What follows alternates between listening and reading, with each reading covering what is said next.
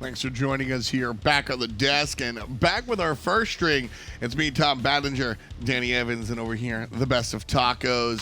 Fantastic job so far. Mouse and Obey in the books. Obey move on. And then Rival take care of Space Station Gaming. Let's take a look at the bracket one more time. Because the upper bracket, well, we're all filled in. This is the second to last day here at HRX placements, of course. So Obey Alliance and Mouse Sports, as I said, Obey move on, Rival move on. They 2-0'd SSG.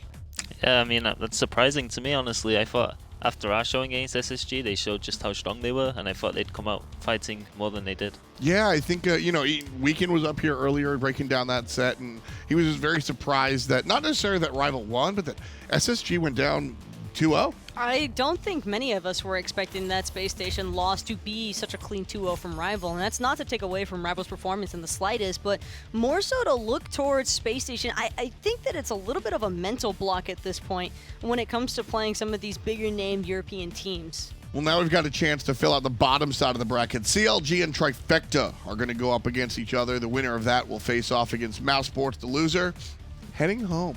And Signum and Armada, the mash of the miners, will go head-to-head, and then the winner will head against Space Station Gaming, who get their secondary shot.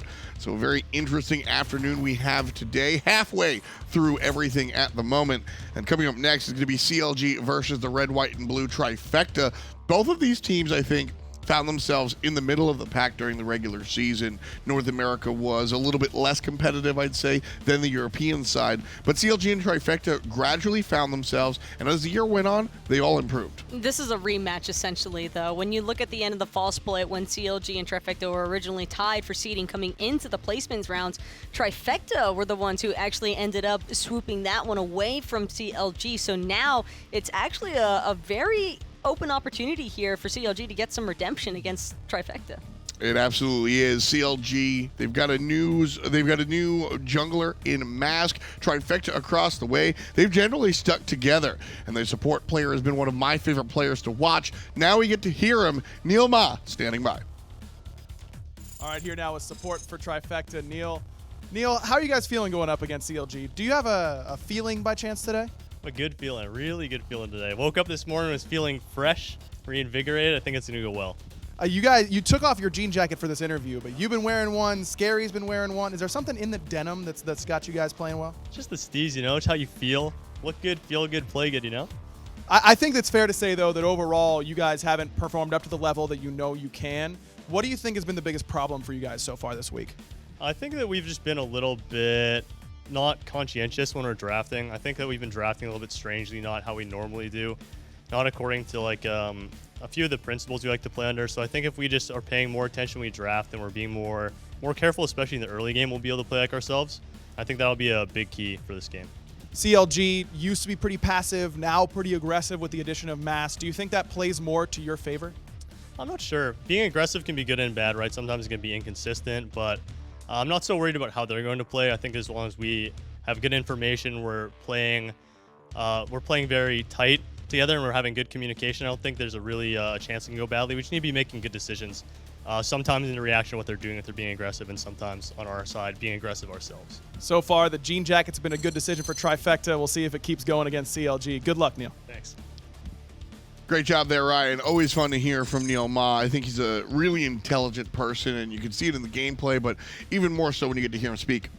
Yeah, well, I mean, you saw what he said. He said he was confident going into these games, and gameplay will show that. That's really all you can expect out of these guys, right? They've come out here. They're coming to play. Now, as you said, sort of a rematch here, Trifecta versus Counter Logic Gaming. What are you expecting big picture here, Taco? Big picture, I think that CLG has definitely looked a little bit cleaner this LAN in comparison to Trifecta. I would probably have to favor a little bit more towards CLG, but we have seen some very big things from Sam for Soccer this LAN, and I definitely think that he is someone who has stepped it up for the environment he's in. Yeah, coming up from the minor league, we've seen a number of players do so this year. Paul has been able to just snap right in there. His transition into the Pro League has been really kind of seamless. Sam for Soccer kind of struggled at first, but now looking really strong. Yeah, I mean, I think he's a dark horse when it comes to junglers in this tournament, and I think he's proving himself, especially in all these games. the ability that he has to combine with the rest of the squad's really important. Trifecta is a team that, they just kind of lost that jungle, and now they're kind of fixing it up. That jungle that they lost, Mask. He's going to be playing up for Counter Logic Gaming, though. We've got him on the side with Ryan Bailey. Let's see what he's got to say. All right, standing by with CLG's jungler, Mask. Mask, you've kind of been the talk of the land, changing CLG's identity, all this kind of stuff. Do you buy into any of that? Yeah, for sure. I feel like I definitely changed up like a lot of the team dynamic, because I feel like before they were kind of a team that just sometimes they were really good at bleeding people out, but they were also really good at having it happen to them as well. So I feel like I make us do a lot more aggressive plays, but I also feel like it kind of balances out, because I feel like I'm too aggressive at points and they're passive at points, and we're just trying to get the right balance of being aggressive at the right times and being passive at the right times. We haven't gotten a chance to talk to you since your setup against Rival. What's some of the things you learned during that set? Because you had some really good moments. Yeah, against Rival, I think we got outdrafted game 2, and then game 3 we got a really big lead, and then we kind of just miscommunication. We threw that. It sucks, but I'm still really confident in our ability to win today. Do you think that your familiarity with Trifecta on the other side will lead you into doing better drafts than you did against Rival? I mean, I did the drafts on Trifecta, a lot of them with them, so I know exactly what their mindset is. They might have changed a couple things with Sam, but I think I have a really good idea of what they want to do, and they don't really understand, I think, that I don't really do much of the drafts on this team, so they're probably not going to have that much information on us. Sam, on the other side, coming in to replace you, he's played great so far this week. What have you seen from him, and are you excited to go up against him? Yeah, I think Sam's really good. I think he's really solid jungler. When I was planning on quitting, I told him, hey, you should just get Sam, because he's really solid, has a lot of potential. So yeah, it's gonna be fun to play against him for sure. All right, man. Good luck in your matches. Excited to see it. Let's throw it back to you guys on the desk. Again, always glad to talk to Mask. He's been one of the hotter junglers. A lot of people were talking about him. I mean, just being able to watch him play, what can you say about Mask's approach? He's a very aggressive player, and I think that works for this team. And I'm hoping that he comes out and he stays aggressive in this set, because I think they can win if he does. This team needed a designated shot caller. That was something that was kind of evident they were sorely missing all throughout the online portions of the False Blade. Even before then, in summer and spring, it still always felt like something just wasn't clicking with this CLG roster. And there were times where people would even question, why are they so damn passive all the time? And now with Mask, I don't think we really see much of that anymore. I think that this team feels a little bit more confident as a whole, because their jungler is constantly communicating with them to make plays and when to initiate, as well as how to disengage. I've got to agree with that one. The jungle has been a giant part of what's been going on here, but we're talking newer players, Sam for Soccer, kind of fresh out of the minor league. Here are some older players. Zapman and Snoopy have been involved in the scene since minute 1. Zapman, before the Pro League began, representing Team Dignitas with people like Lazes, and then across the way, Snoopy on that COG Red team, a team full of youngsters. Divios was 15 when they made their Worlds run, or just about. I mean, these are players that have been around for a long time, and now here, 5 seasons later, they've really got to step it up. Yeah, I mean, they do. I mean, Zap's been kind of quiet this LAN, but he hasn't needed to actually step up, and I think this set is one where he'll need to show just how good he is. Sometimes the quiet ones are the most dangerous. I think that Zap has just been very patient throughout this process with Trifecta. They've had plenty of hiccups along the way that I don't think that they were expecting to run into, of course. I highly doubt that any team ever wants to say, yeah, we were expecting to make a run through the lower bracket. But Trifecta are familiar with CLG. I think that this could possibly be one of their better matchups, and I think it does also help as a confidence booster to the team, knowing that they did get the better end of CLG heading into this LAN. That's certainly true. Picks and bans on the way here. That man nodding his head, clapping his hands. He's certainly excited, and you guys certainly should be as well. This is a really interesting match. I liked watching these teams together in the regular season, and everything's just dialed up here at LAN just a little bit. Zooming out real quick, Denny, what's the biggest difference, do you think, playing from home versus playing at LAN? It's a complete different setup, and you're surrounded by your team. You're not in the comfort of your own environment, your own home, your own setup. Like, just the difference of where your computer's facing actually changes how you play. Yeah, all those little things really matter. You get to bring your mouse and keyboard, but like you said, there's so many other different variables that it can be. Is it all negatives, or are there some positives as well? I think it's positive because you have your team bonding experience. You're next to the people you've been playing and practicing with, and for some people, it actually helps them perform better. We've certainly seen that work out so far. For players on Trifecta, right now they're banning out the Athena. And they've got to think about their secondary ban. CLG have already banned out Jingwei, which was first picked last game. She has really risen up the ranks. That's really just a shot call at Zapman right there. You don't want to let Zap be super passive with this Jingwei, super safe, because Zap has been made a target throughout this LAN, and CLG probably still looking a gun for the Hunter. A lot of thought about these bans here.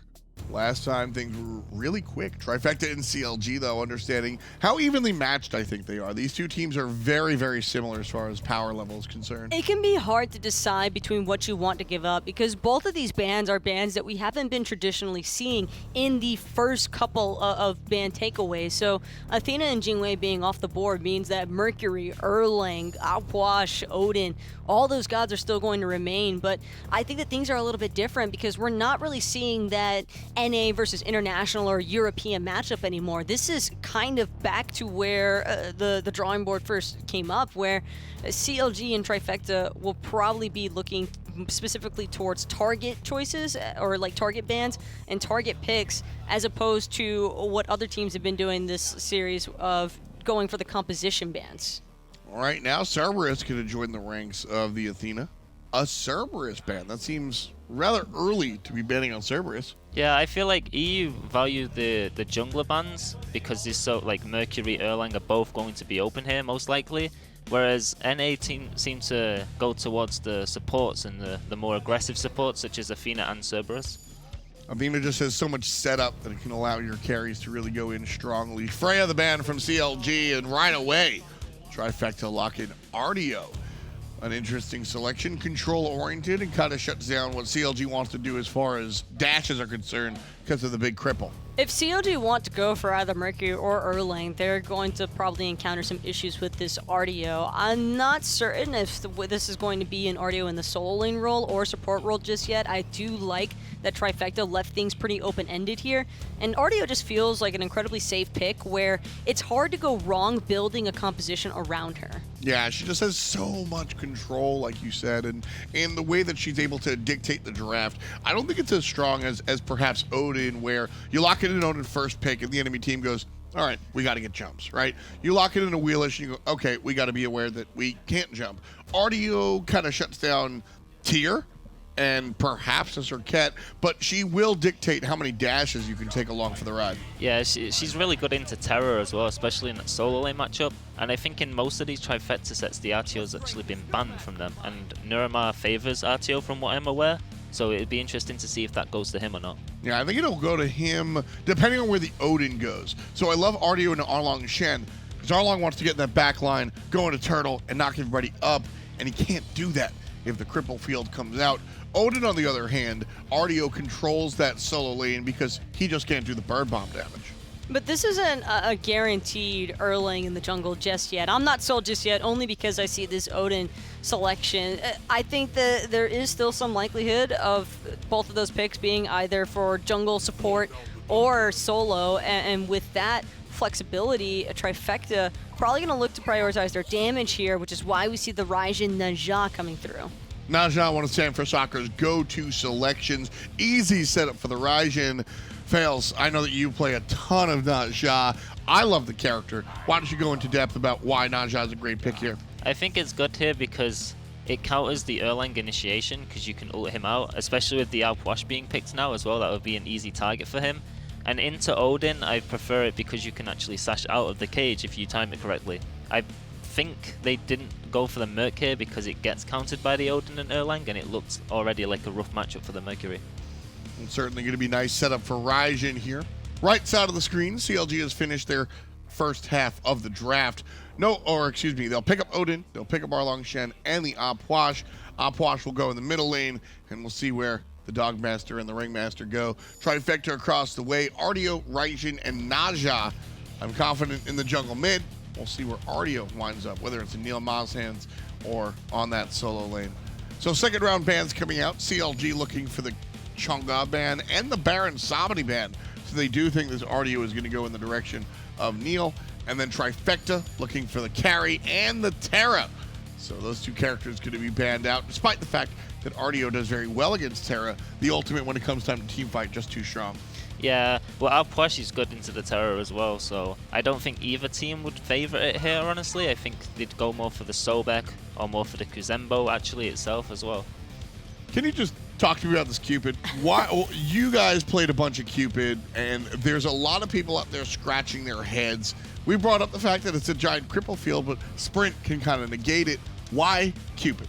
Cupid's good into the low mobility characters, especially the hunters such as Chiron, Chernobog, Hou-Yi, the ones which have actually been meta in this LAN. And I'm not really sure why they would pick it here, because for me, it doesn't look too good into Trifecta's comp right now. Yeah, the Cupid can certainly be punished here. Trifecta giving thought. Medusa will be the hunter of choice for the carry player, Zapman, and then Kuzenbo. I'm not convinced that this Artio is going in the support role any longer. Kuzenbo is one of Neil's favorites. Kuzenbo, Neil is nasty on Kuzen for starters. He's nasty on Artio as well, so this is just a very favorable comp in general for Trifecta, and I'm really liking their crowd control effects that they can have in these team fighting situations, and even looking directly at these lane matchups, whether it's Medusa with the Artio or Medusa with the Kuzenbo, I feel like this Cupid is really going to struggle. Typically you pick Cupid as more of a counter matchup in the laning phase, or if you want the Fields of Love to really stack onto heavy CC based teams. And I think that Medusa, she has so much safe clear because of the acid spray. Petrify's got a really nice range that she doesn't really have to threaten herself by getting too close to the action. She can still have an impact on the team fighting engagements. And Kuzenbo's Watery Grave, I mean, I don't think I have to say much else on that. Every hunter has Nightmare still, because I can assure you there isn't a single hunter out there that hasn't been freestyled on by a Kuzen. Well, the Zhong is coming out here, and while his damage in the ultimate can't be stopped, and so he's going to be returning a lot of that, or getting returned a lot of that damage by way of Kuzenbo, he also is just incredibly resilient. And fineokay put on a clinic playing with Zhong the other day. I really like what we've seen out of Zhong so far. Yeah, I feel like Zhong has really a small number of counters, Nemesis primarily being the main one, and if he gets ahead and he gets to do whatever he wants in his lane, then I think they'll be fine for the late game team fights. Well, we'll certainly keep an eye on it. Kuzenbo, one of the stronger characters, but fineokay just recently put on a show with his Zhong. Who winds out on top? Game number 1 coming your way, Trifecta versus CLG. Thanks, Tom. We have transitioned now into the lower bracket. Earlier, we were talking about teams with a chance to make it to DreamHack. Now, totally, the narrative has shifted. These teams are playing not to be sent home. That's very true. And it's do or die for both of these teams. And CLG versus Trifecta, a little bit of a rivalry. I'm looking specifically between Zapman and Snoopy. Oh, yeah. So many LAN matches between these two players here. The first one, I believe it was the PAX Prime one when it was Snoopy back on Reason Gaming. Zap with Team Dignitas back then. But then afterwards, not so successful in that matchup with Zap. Yeah, it's hard to think of more seasoned hunters than this, right? These guys have been around for a long time here at this point, and they're coming to a head here in this set. The winner of this match will be going on to Mouse, who fell earlier in the day, to Obey, and they do not look like an easy opponent, so the path for neither one of these teams is going to get any easier. But within this match, totally, CLG, Snoopy in particular, is trusting this Cupid. He really is, and against Medusa, it makes a little bit of sense trying to cripple out the dash, but having some CC immunity for the Petrify allows that man more flex options depending if he wants to play aggressive or defense. It definitely doesn't seem like a bad matchup for this Medusa. I gotta think this is because Trifecta banned out that Hou-Yi, and they still wanted the Hunter to be able to throw a big circle on top of this Odin cage. Yes, and I love the Odin for Jigz, being able to lock in so many members from Trifecta. Only Paul can realistically get out of that cage in his own right, and no one from Trifecta wanting to go for the Phantom, knowing that Jigz was going to pick up the horrific emblem. Sam taking some poke early on. Erlang Shen happy to take these little skirmishes as the ring bounce does help them clear. So that one might favor Mass just a little bit, but no more action on the back end of that. And you can see some recognition from Trifecta that they're going to need to live inside the cage. They've got Aegis's. In fact, Sam's looks like had to come out there in the middle lane. That's right. Very difficult to combat against the Erlang Shen at level 2. It does so much basic attack damage once you pop your steroid, or even going for the Mink form in the mid lane. Hurriwind having a lot of AoE damage as opposed to Paul. Paul showing some of his damage up against Mask as well in the mid lane, but this dual lane matchup, we've talked already about this Cupid, but it's paired with that Odin to try and give it some extra aggression here early. Medusa's clear is fairly strong, but if this Cupid gets to sit right next to the Odin and they get to crash through the wave together, then he can stand toe-to-toe. We're talking about the dual lane for a long time, but solo lane matchup, Scaredy on the Kuzenbo. Level 2 compared to fineokay's level 3, finally matching the same level.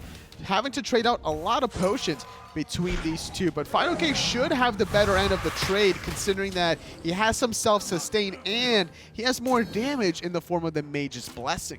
And this solo lane is part of what makes me feel really good about CLG's late game, right? They've got the Offwash and the Zhong. I mean, where are you going to be allowed to stand with Empty the Crypts and Recall Demons? There's going to be so many of the undead flying around. It's like, where are you supposed to go? Yeah, I just don't... It's a lot of damage, honestly. And Trifecta might even need to consider getting a meditation potentially to deal with that, but then Empty the Crypts has some anti-healing. Snoopy very low on the left-hand side, but able to get away from Neil just barely, and it looks like able to secure their own buff. So Trifecta will have to fall back for now. Red buff is about to spawn, and they'll let Sam be in position for that because Hurriwind had to back already. That's a good invade for Sam for soccer, but keep in mind, he doesn't have the Aegis available still. He's just waiting for the respawn time, or wants to clear out the wave, or at least ping it with those ring bounces, tag it for the experience and gold, and then look for the invade. That's very strong to be able to strip this one away from Hurriwind, deny some farm. Look where Mask is. He's way over on the right-hand side in those back harpies. No way he could be there to try and keep that even, and he was kind of low in HP anyway. So they'll end up having to give that one up, and a small win for Trifecta. Getting also the left mid camps. Control these neutral camps, Finch, is so important to get any lead without overextending too far. Controlling vision on those mid camps. We've seen a lot of these teams so far, Mouse in particular versus Obey, how many plays were made around those camps. Kuzenbo, very frustrating. We saw Nika play this god to great success earlier on in the day. Can Scary D match that same kind of impact? We heard it that it was valued because it was into the Zeus, right, where you can just kind of stand at the damage and reflect it.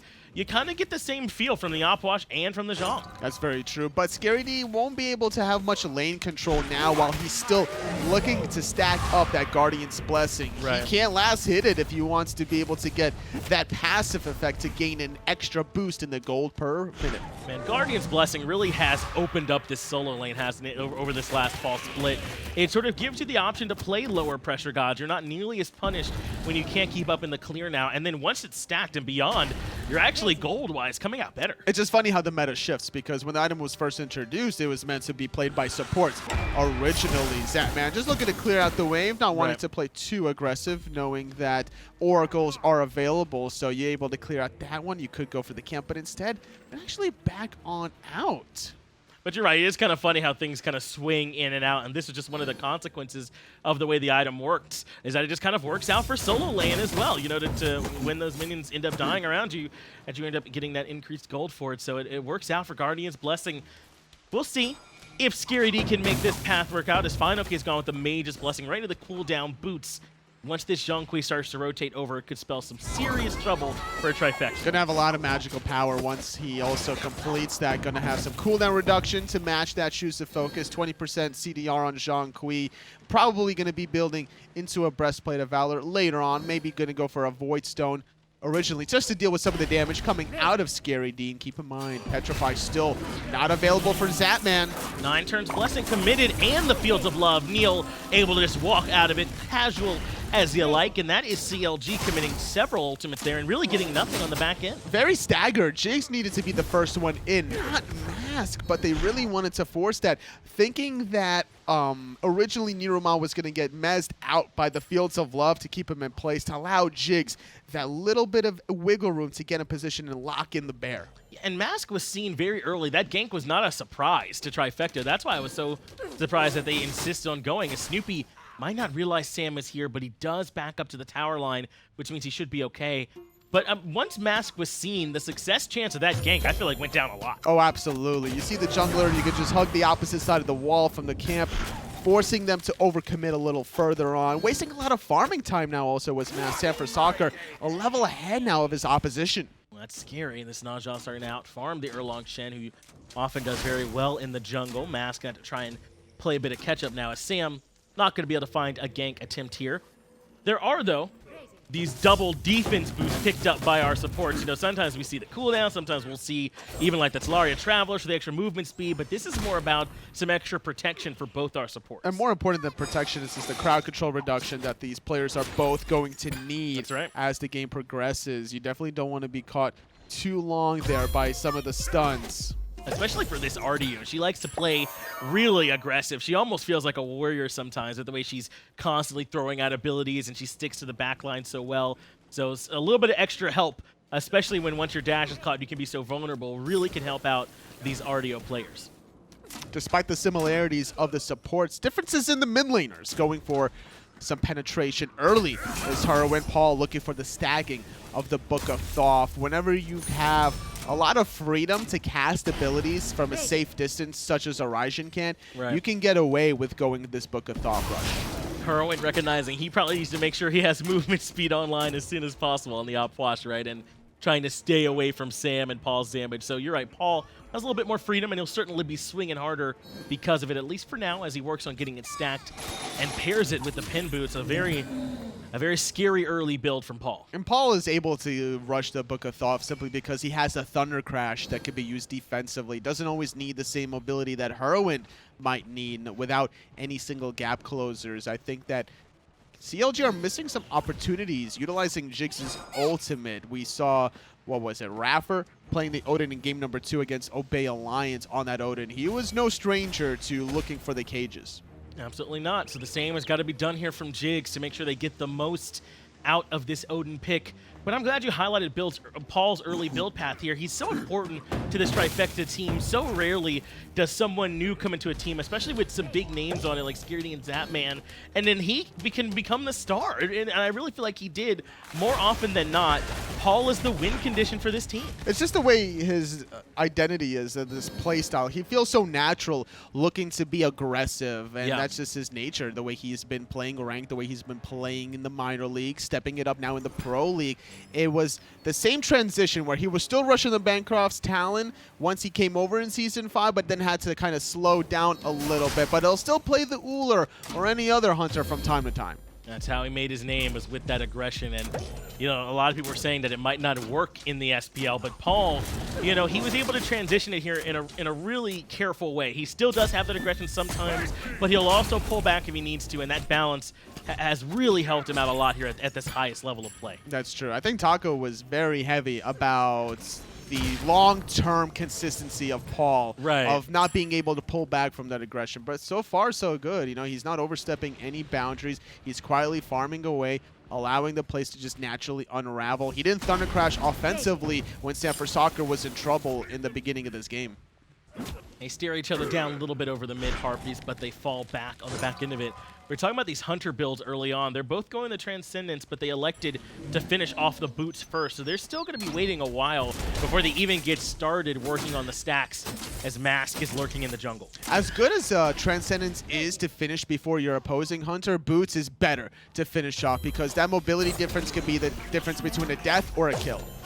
Gold Fury being bursted by CLG. Petrify coming in early on, but it's Counter Logic Gaming that secure the first objective. There's not even a kill on the board yet, and CLG just kind of sneak one away. 10 minutes in, Zapman a little bit too soon on the Petrify. Could have waited a little bit longer to maybe force that reset, despite not having Paul there. That ultimate of Zapman does quite a bit.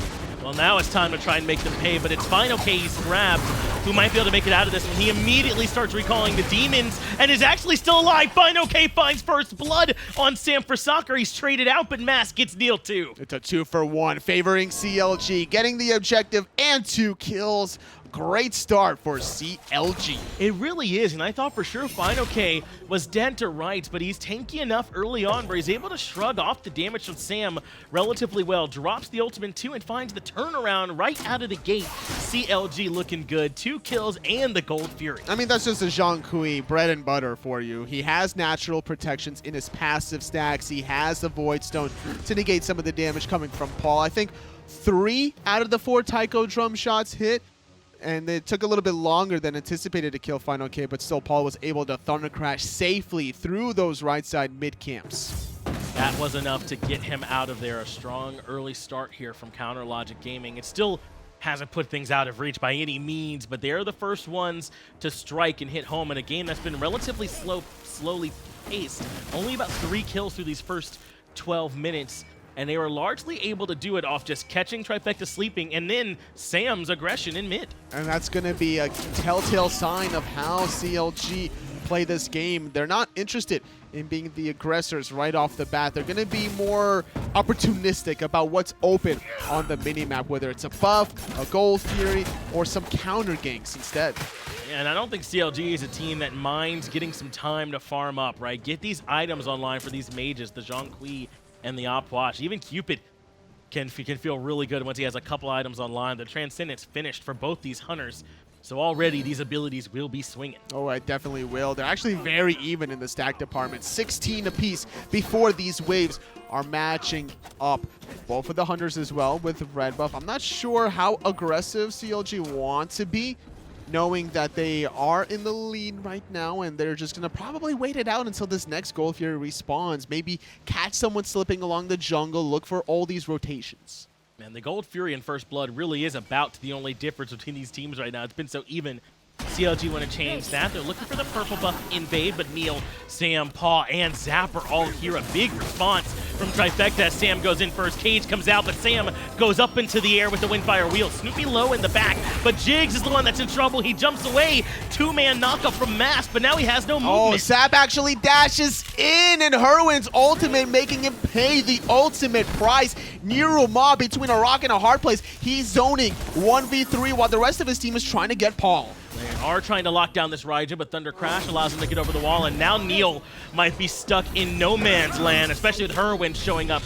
2 more quick kills for free for CLG. And they get the Aegis out of Paul. fineokay gonna dive this one and make it 3-0. Great rotation. Scaredy trying to play cleanup, but he was not in the right position to do anything about it. It was a 3-0. At the end of the day, Zapman has now revived, and Gold Fury not due to respawn for another minute and a half. I think they're trying to sniff out where Scaredy is. They're going to steal away this red buff first, but Scaredy certainly is here. Just not going to be here in time to change who this buff goes to. Sam is here as well, and they want the 2v3. Jigz is about half HP, but not going to be much they can do up against a team with this much mana and health still remaining. But they do want Hurriwind indeed. The sash was enough right into the watery grave and nowhere for the Puch to go. There's a lot of CC displacement. No beads available for Hurriwind in that encounter. Aegis cannot be used during that watery grave, and that was a clean picking, really returning the favor. Hurriwind should have never turned his back to the base of Trifecta, knowing there were several members respawning. Really, everyone kind of did. They even spread out just a little bit. I was surprised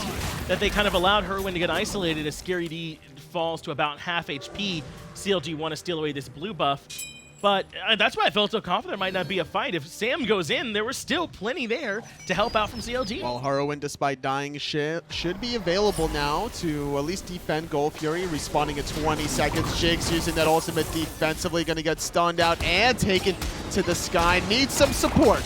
It's not a ride you want to be on if you're Jigz. Fields of Love from Snoopy is going to mez too, and a great Heart Bomb weaves its way through and brings Zapman quite low, so he'll have to leave the fight.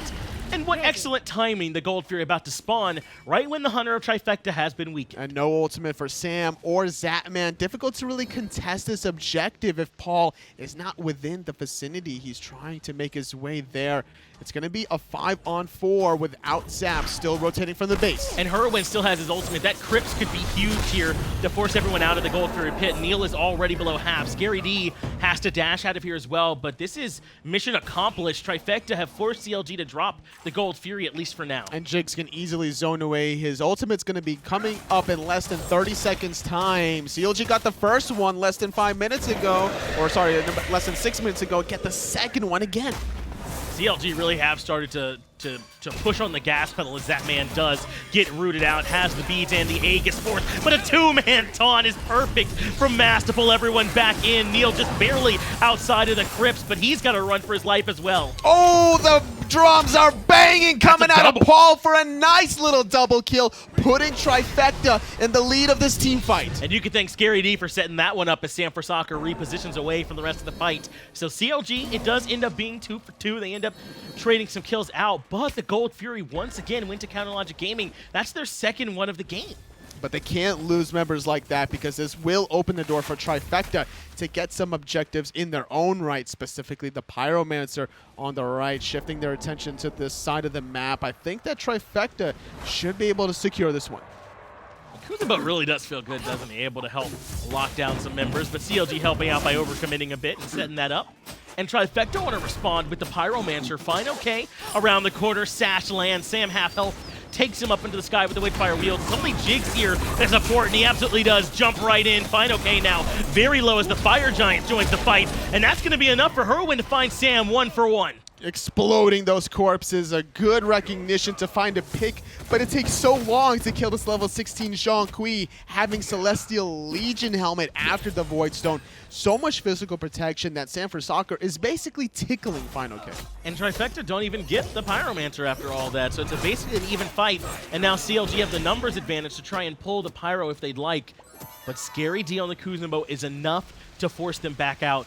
But you're right, totally. Right now, Trifecta are not able to burn this Zhong fast enough. No, not at all. They need to just stop focusing him at the end of the day. You don't want to waste a Windfire Wheels on a Zhong that's 100% health unless Paul is around the corner to blow him up. And Sam does have the Brawlers, does have Warrior Tabi finished, but went into the Wingblade right after, which very likely is going to be great up against the Opwash and the Zhong. But it does mean there's a little bit less damage there. He does have some extra survivability, but might not swing as hard. Looking for a route onto Jigz just to defend the red buff. Not interested in actually aggressing. With how many members of Trifecta are there to defend the red buff, fineokay was able to easily distract and focus out the tower on the right. Now level 17, highest in the game, is the Zhong from fineokay. Mask gonna blink in on the Paul, who's already half HP. Thundercrash gets him out, and Hurriwind almost deletes him, brings him very low indeed. As Tycho Drums expended, is now fineokay wants to blink in, but Sam with the Windfire Wheels saves his life. That was perfect because the card was about to come out any second. Jigz drops the cage, the ghosts are being recalled, and 2 dead Trifecta members. Man, that cage really was the end-all, be-all there, and Hurriwind drops his ult on top. Jigz is happy to shrug off Neil's damage, and they might not have found Paul, but everyone had to come in to save him, and that sets up CLG to win the fight. Ooh, look at the left side though. Zapman is looking for the 1v1 dash for dash. 1 level lead now for Zapman on this Medusa. Very identical build between these two hunters. Yeah, so far they're building similarly. Ninja Tabi from Snoopy for a little extra attack speed. And Pyromancer for CLG.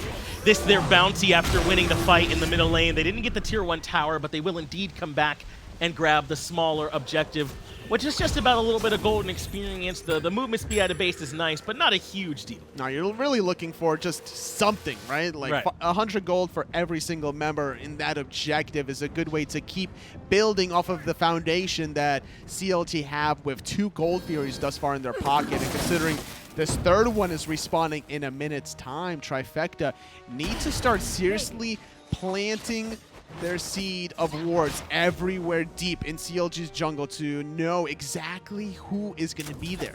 And you're right, because now Trifecta absolutely have to have that information because it's going to be harder for them to win fights straight up. If you look at the charts, they're almost down 5,000 gold here, 4,500, 5,500 experience, and that's the gap you can definitely start feeling here, even at 20 minutes to where, you know, you might be a little bit further along in your builds and it can start to hurt. It's definitely going to be felt as the game progresses. I thought that CLG would be hyper-aggressive at the early game, but no, it was like 10 minutes of non-action to get the Gold Fury. The first Gold Fury goes down before a kill. It's a very rare sight to see in competitive Smite play, but that just goes to show the tension between these two teams. Lose, you go home. Win, HRX. Really is that simple, at least for this CLG team trying to find their way to move on. Gold Fury will be up here in about 5 seconds, and the rest of Trifecta, they recognize they got to try and get in position to set up for the defense. Hurriwind still has the ultimate, but does not have Aegis. Another 50 seconds until that defensive relic is back. And that's important if Trifecta know this intel to be able Right. to blink in that backline. Sanford Soccer did a good job in the last fight, helping Paul survive by taking fineokay in the sky, but he was a sitting duck after landing back down. He needs to be the catalyst for Trifecta to force the team fight onto Hurriwind. Wouldn't it be funny if you could like bluff like you have the Aegis? Like maybe you could like prime it and they could like see you like I'm just about to use it, even though you don't really have it. I don't know, that might be funny. But these pro players certainly keeping track of these timers at this point, and they should recognize that Hurriwind should be relatively safe here shortly. Aegis only about 10 more seconds away. CLG are posturing around this Gold Fury, blinking into the left side. Zapman trapped, no one here to bail him out. He had the Aegis, that was enough, but fineokay was waiting on everyone that came to his rescue to recall demons. Up in the air is Sanford Soccer, but he comes right back down into the crypts. Aegis good, but not enough. fineokay finds Sanford Soccer. And that's only one pick that CLG need to confirm themselves the Trifecta of Gold Furies. And I really am impressed, totally this face, but I really am impressed with the way fineokay has been playing this Zhong so far. 4-2-4, level 19. He's been a force for CLG, and the Gold Fury well below half. It's Scary D, though, who's in position. Watery Grave forces everyone off, but now the lockdown comes out. He's stunned, and they have some good damage, but it's just not enough. Oh, Paul through the wall! Takes out Mass. Scary D he might have sacrificed himself. No, he's actually going to survive, but doing a good job delaying this third Gold Fury. That was great from Scary D. The solo laners both having a big impact here in this prolonged engagement, and CLG have to give up on the Gold Fury, at least for now. It's Trifecta who are considering it, though with Paul half HP and the furthest forward, yeah, Thunder Crash away. I like that. He manages to reposition. He has the beats and Aegis. He should be A-okay for the moment. Zapman, however, can't say the same for him with the defensive relics. If he gets trapped, he's dead to rights. He's locked inside the cage. Phantom is there, but he doesn't even have time. Hurriwind and fineokay working together, remove the duo lane of Trifecta, and now with 4 members up, they can fall right back to the Gold Fury. Well, round 1 onto Zap didn't go the way that I think CLG wanted, but round 2 certainly did, and Zapman needs to reconsider his positioning. He can't be anywhere close to Jigz any longer. Somebody needs to be the buffer for Zapman, and whether it's NeiruMah, Scaredy, or Sanford Soccer, if you don't know where this Odin is, Zap's going to be in trouble every time. 0, 0, and 11 for the support for Counter Logic Gaming, a part of all but 1 kill. He's looked great on this Odin here so far, and that's about as good a slash line as you can ask for from your support so far. That Cage has been instrumental, teeing up Hurriwind and fineokay alike to be able to clean up some kills. As we're approaching 24 minutes into the game, CLG confirmed their third Gold Fury and extending that lead now to about 5,000 gold, 5,000 experience as well. Fire Giant could easily be looked out now as the game is progressing. In fact, it looks like CLG are heavily considering it. They only have Mask and Snoopy there for now, so they're not going to start it up. But Scary D, Neil, all nearby. They can see there's 3 in mid as well, and that might be why CLG are sending at least Mask in that direction, but they've fallen back for now. So the rest of the team absolutely can start up the Fire Giant. They're actually going to go for it. And this is this going to is be theirs. difficult, yes, because the zombie corpses are still there for the explosion. Trifecta couldn't get anything rolling on that one. But is that right, Tolly? I mean, could they really not have fought into that? They have to give it up? Look at all these sentry wards. Like, how are you going to come in if you're Trifecta without risking yourself demise? Like, there's so much control there with Vision that who's going to step up and be that sacrificial lamb from Trifecta?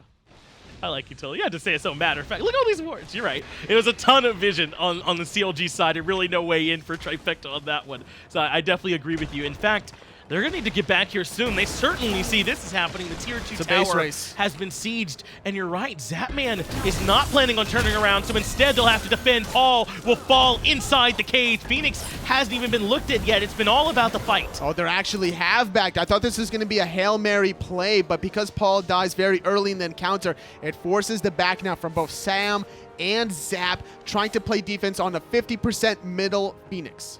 4 members are here to defend, and fineokay is already blinked in, and he's recalling demons. NeiruMah is stuck inside all of it, trying to look for the roots and the cripples, but he can't find much. Mid Phoenix goes down, Mask finds the knockup, but Sam somehow weaves in and out of the fight and finds a target. Oh, Petrify a little bit too early. It doesn't hit fineokay upon the landing, and Wow. Sam goes down. NeiruMah goes down. Scary D very low. He's the only one surviving alongside Zap to play defense. And that's a backbreaker. Sam for soccer somehow found the low health fineokay in the back end of that fight. He essentially teed that right up, but Trifecta could not complete the call. So the mid Phoenix goes down. CLG pay nothing for that in order to gain the objective. They can go back and spend all this gold. They're up 11,000. Zap's mechanics this game have been very questionable. 2 times his Petrify was early. The first time was at that 10-minute Gold Fury. You could tell that the Gold Fury was at about 33% health. That was nowhere near behind stealing it. The second time was right then and there, where Sam for Soccer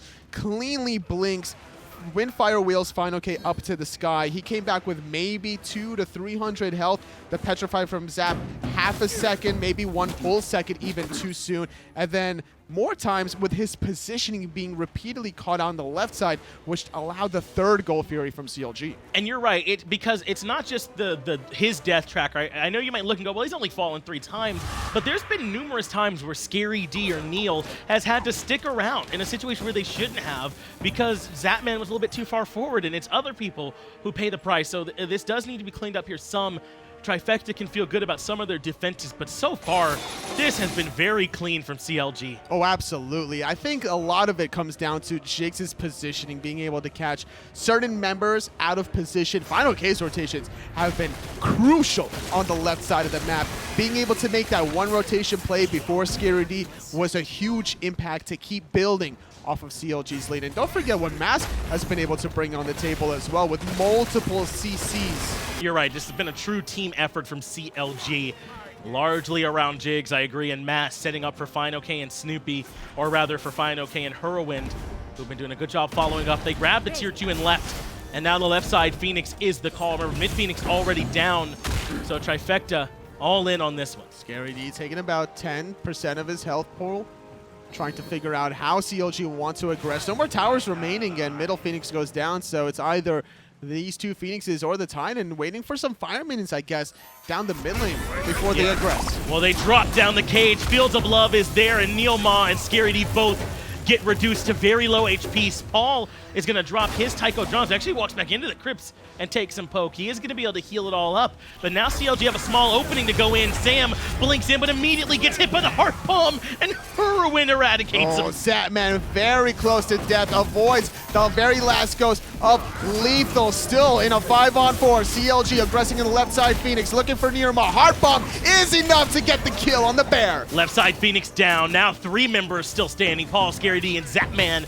trying to keep Trifecta's Game 1 hopes alive. But CLG going to play this one patiently. They've got waves to push up in mid and left, and a Phoenix on right still to worry about, and no Fire Giant buff any longer. It fell off about 30 seconds ago. They could look for this trap if Scary D dashes the wave. Is he going to go for it? No. Okay, if he's dashed the wave, he was dead to rights there. But I think that CLG was considering maybe even aggressing there with Sam and NeiruMah dead for about 25 seconds. They would rather have waited for a little bit of an ambush instead of the all-in commits. Knowing how successful they are on any one of these sieges, you might as well go for the second Fire Giant. I think you're right. They can afford to fall back. They might also have wanted to try and be here for this Phoenix since it was so close, but they just didn't have the timing for it. So they will have to settle for cleaning up the jungle.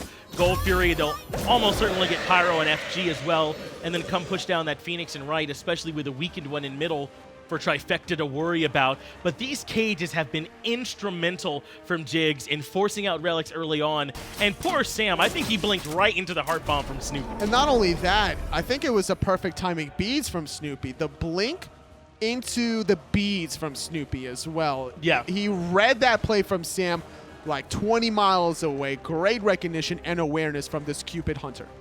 And now Trifecta have to fall back and try and look for the defense one more time. Their squad's not too bad at it. Usually, if you had a Raijin Medusa, you're not feeling bad about your defense potential, but they're so far behind, and the Odin cage is so oppressive, and CLG can cover so much area between Hurriwind and fineokay. There's really nowhere for those carries to even stand. A true successful mid player is one that succeeds while still being quiet, and Hurriwind this game has definitely made a lot of follow-up plays from his front line that's making those plays. His positioning has been good, only has one death the entire game. Yeah. Pretty impressive for an op watch to not been focused out more than this, and mid Phoenix will be the call, Tolly, and why not? This is the weakened one, the one that should be a little bit easier for them to burn down. They want to make sure. Look at his positioning now. Like, he went all the way around instead of going forward and then to the side where the rest of his teammates. He's making sure that he's constantly in the back line, allowing his front line to make the plays. He's also being mindful about where Sanford Soccer is, looking for that blink, windfire wheels. Hurriwind being the pinnacle of safety here at this point, is blinking in his Jigz one more time, drops the cage, and Hurriwind way in the back line, blows up NeiruMah right away, even empties the crypt for a double kill, drops the Aegis just to make sure as Paul's up on the Tycho drum, but Neil and Scary D are already gone. Paul almost died to the empty the crypts there, trying to bang away at those drums, healing himself up with the hearts and his own corpses, blinking in the back line as Mask looking for another pick. And fineokay gonna follow right up. Zapman gets blown up by fineokay, who is low now, but with only Paul and Sanford Soccer up, CLG should be able to move into the Titan room. Windfire Wheels will find one target. Sanford Soccer gets rid of Snoopy. Mask is actually low as well. Paul is able to find him, and just like that, CLG have got to leave. They can't end the game. Oh, fineokay teleported back in. If he's the one that can tank up the Titan, I think they ended, but keep in mind, NeiruMah's coming back up in 5 seconds. This Fire Giant end has to be delayed a little longer. Not going to be able to get it done just yet. What a good defense from Trifecta. With all things considered, with how much gold they are down, with how far behind they've been all game, just to keep their base standing is about all they can ask for at this point, Tolly. Absolutely correct, Finch. I think that CLG counted their chickens before they hatched quite there, but as long as Snoopy survives, they will end the game.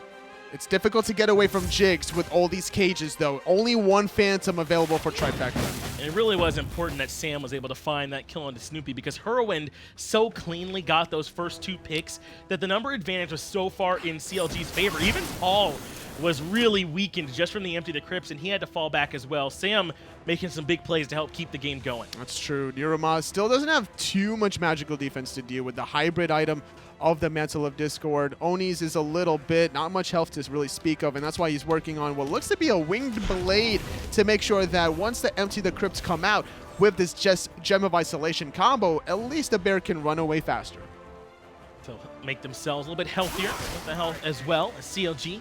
Considering now the Phoenix in duo lane, again another weakened one, that shouldn't be too hard for them to burn down. And Trifecta, it's going to take quite a few more Phoenix defenses, but that's all they can do right now before they can start looking to be the ones that push. So far, this has really been all CLG for 33 minutes. Jigz taking less than 5% of his health pool, already topped himself back up. Phoenix being looked at, Jigz popping the shield. Who's going to be the first one in? Scary D's already taken quite a bit of poke. Half HP, Jigz one more time drops the cage. Neil and Scary both locked in. fineokay blinking even past that towards Paul and Zapman on the back line. Left side Phoenix has already been removed, and Trifecta all in their fountain. CLG break open the Phoenix. That's only 4 ultimates, though, being used from CLG, and only 1 out of Trifecta. Successful turn of events, I would say, if you're on the order side. Now, they're the ones going to be looking for the counterplay. They got to be careful around this empty the crypts, though, and they're looking to come fight in the jungle off the objectives so they can catch CLG out. They don't have their blinks.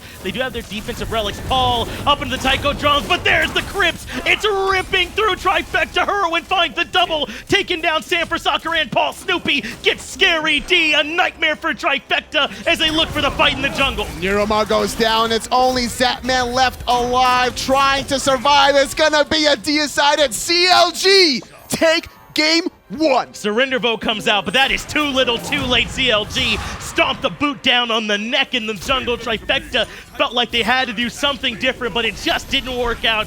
Game 1 for CLG, and now Trifecta with their tournament lives on the line, back against the wall. Great patience from Hurriwind, not expending that ultimate during the Phoenix Siege. Saved it for a rainy day, and with the bait, I would say, using the 4 other ultimates, it put Trifecta in a false sense of security that they could take the fight, but once Paul was banging on those drums, you can't use the Aegis, and he was taking a lot of zombie damage. It's to the point where I gotta wonder if they thought Empty the Crypts was down. They probably did. Yeah, like, because so much was used on the left side Phoenix Siege, right? And if the comms is just that, everything's been used, we can go for it now, that is such an important ultimate to still be up, and you just definitely can't fight into it. It's very difficult for Trifecta to get back into the game. The fact that they still held on to their Titan Room was very solid. A little too ambitious, though, on the chase. If they calculated that ultimate being available for Hurriwind, they probably would have reconsidered. And what a clean game. It's so hard for me to try and boil that down to any one player. Jiggs' cages were on point all game. I loved fineokay's positioning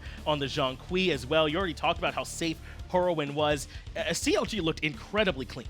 They have been, and this is a great turnaround performance from them considering they're in the lower bracket, needing to fight their way back into this and then fight another member here that's waiting for them. That's right. I believe it's Mouse who's going to be waiting on the winner of this game once they're able to, whoever wins this set. So things will not be getting any easier for whoever the victor is. But let's get it back over to the desk. We'll have them break down game 1.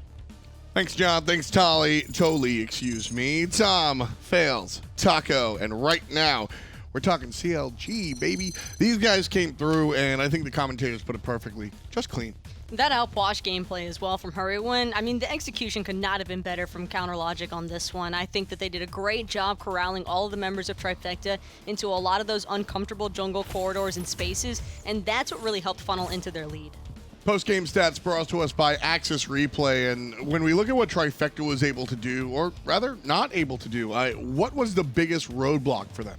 They stood in the outwash. They had Zhong and outwash double ghosts running at them the whole fight. Yeah, that's pretty much, it's pretty much just that simple. Just everybody stood in the Hurriwind nonsense. I'm really eager to see the player damage here. 11, 1, and 12 for Hurriwind in the middle lane. I mean, look at that build, just full of power. Thank you. I love the Shaman's Ring.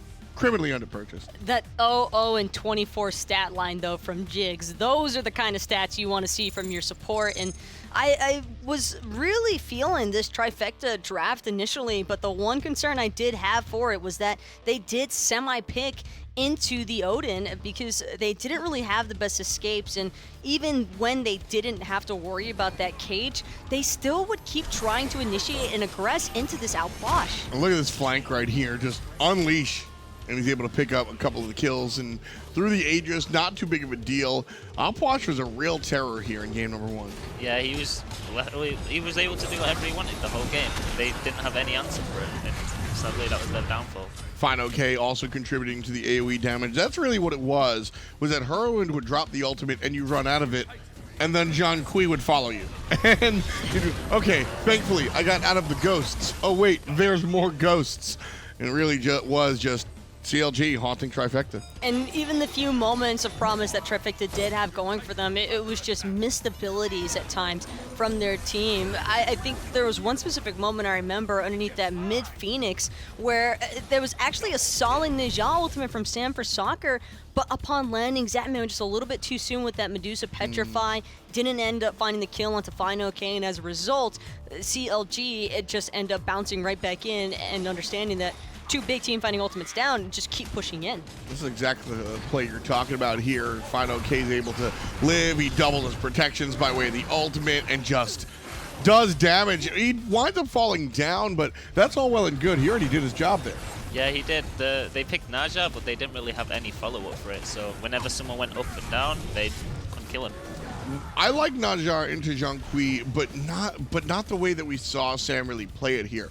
What I like Naja into Zhong for is the ability to flicker him in and out of the fight. As soon as he ults, that's when you respond with the Naja ult. You bring him up so that his ult doesn't do anything. It's a really big way to control him, and Trifecta just looked to be aggressive. And I think instead of responding to what CLG was doing, they just tried to be aggressive and run them over, and it just didn't work. See, I was actually on the opposite end of that discussion, Phils, because I really like the follow-up that Trifecta had. I think that they had some really sound pieces that they could have utilized off of those Ninja ults. It just felt like they were never in the right position at the right time for whenever the person was landing back to the ground. So that follow-up, that big burst of damage that you would expect to see from a Raijin, from your Medusa, it never had a chance to come into play. But that was also partially on Mask there, because with the Erlang, while all attention is diverted towards this front line from CLG and they're trying to help figure out how they're going to work around the Odin and the Zhong, Erlang is just slapping the back line non-stop for Trifecta. Yeah, he was just able to do whatever he wanted as well. They took the Zhong up in the air, they landed, the Raijin needed to put Raju on him and then ult. Instead, he should have just ulted and feared him so he couldn't get the Zhong off.